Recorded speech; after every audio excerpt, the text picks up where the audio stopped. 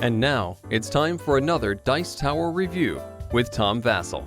Hey everybody, I'm Tom Vasel, and today we're taking a look at something that is not quite a board game, but it's similar to that, and this is Cold Case. This is from Think Fun, and so I played through two of these with my daughter.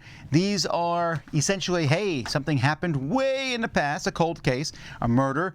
It's years later, you're taking a look at some old evidence, sifting through these files, trying to figure out what happened and who committed the murder. Now, this is not the first time that I've seen these. These exist in many different forms before, but it's the first time I've actually played one of this style. This is not the same as an escape room style game. This is a game in which you are given a bunch of facts and you kind of cross-reference everything to figure out who done it. Let me show you more. First of all, I want to say there's going to be no spoiler warning here. There's nothing that you'll see here that will ruin this for you. Because you have to really read and stuff to understand this. There's two boxes there, A Story to Die For and A Pinch of Murder, and each one is the same way. It comes with a cover letter, and inside is a bunch of stuff. So we're going to take a look at one of them. We'll take a look at this one here, A Pinch of Murder. So this says, in 1983, Harold Green was murdered while baking for the annual church fair. His body was discovered. The police never identified his killer. Can you? So this is an old mystery. It's like you get a box of stuff. Here you have the letter. So this letter here tells you this is what you want. You have to answer some questions. There's 3 questions in this one. There's 4 in this one. Who killed Harold Green? Who stole his watch? Who stole the church donation box? That was it.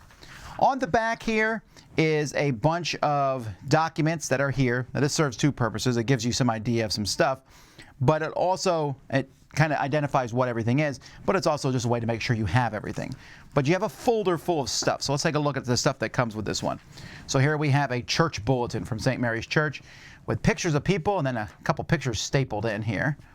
Then we have crime scene picture. All right, some more crime scene pictures. This is a picture from a camera. Here we have a district, a bus stop chart. This is a car park ticket. Here we have a full transcription of an interview that they did with one of the people. More crime scene stuff. This is an insurance assessment. Here's an advertisement to the fair. A criminal records check. This is another couple statements and interviews. Here's a layout. Here's a recipe for fruitcake. Here's a note, a witness statement, more witness statements, a sign-up sheet for the church fair. This is another witness statement, another interview they did. Here is the newsletter for the church.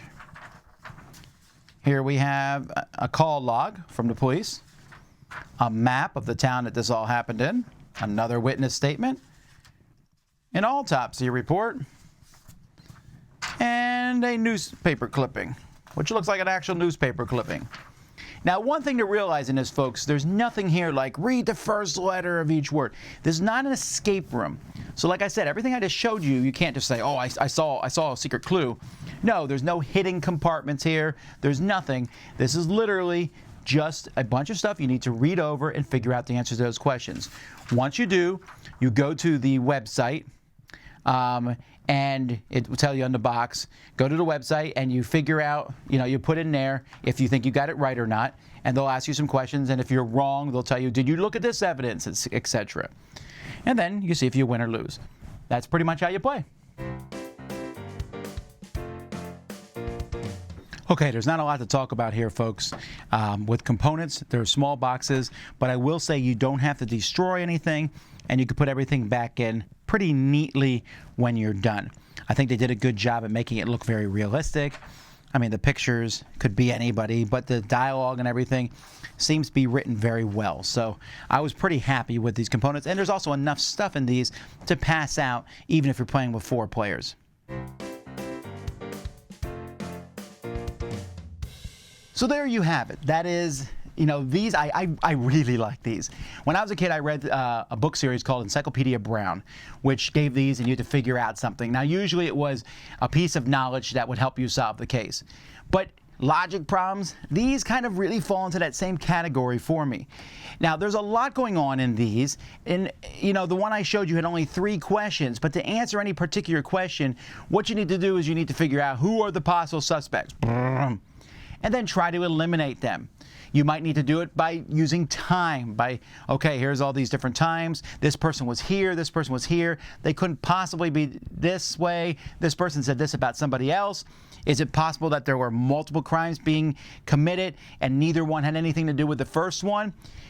These were fun. Like when I played, let's see, the pincher murder, the one that I showed you, it took a while. I would say it took us, I don't know, maybe 2 hours to get the questions, but it was very enjoyable reading through the stuff. We're talking back and forth and saying, but this person said this, and it's fun to share that information.